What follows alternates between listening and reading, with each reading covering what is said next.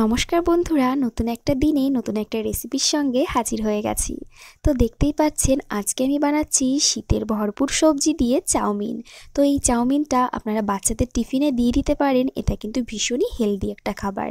তো সবার প্রথমে চাউমিনটা দেখতে পাচ্ছেন এখানে আমি জলে সিদ্ধ করে গরম জলে সিদ্ধ করে তারপর ঠান্ডা জল দিয়ে ধুয়ে এখানে রেখে দিয়েছি, যাতে জলটা বেশ ভালো করে ঝরে যায়।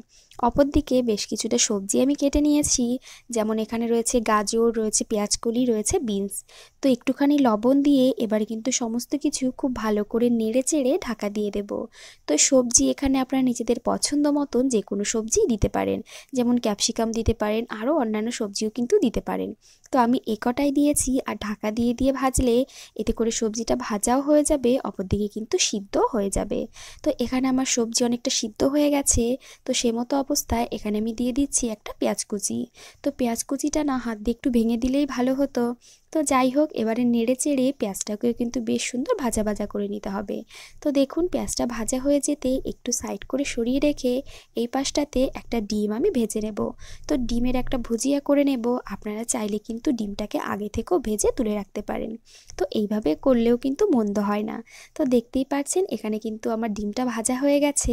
এবারে সমস্ত সবজির সঙ্গে এই যে মিশিয়ে নিচ্ছি। তো এইবারে দিয়ে দেব একটুখানি গোলমরিচ গুঁড়ো।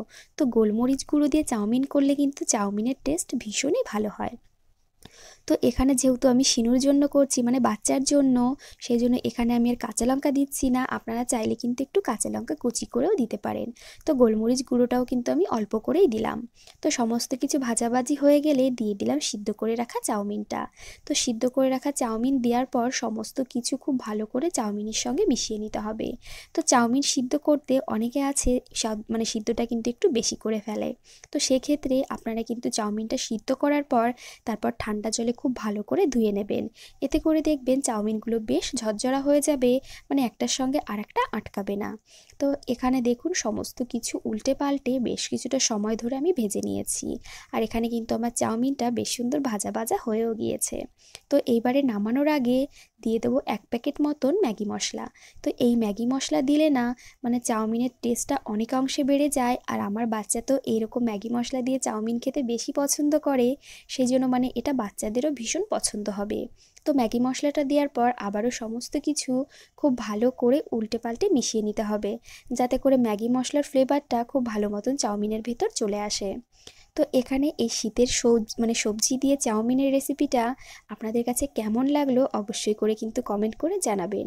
এটা কিন্তু বাচ্চা থেকে বড় সকলের কাছে ভীষণই পছন্দের একটা খাবার। তো এটা আমার ভাজা হয়ে গেছে, বেশ অনেকটা সময় ধরে উল্টে পাল্টে আমি ভেজে নিয়েছি।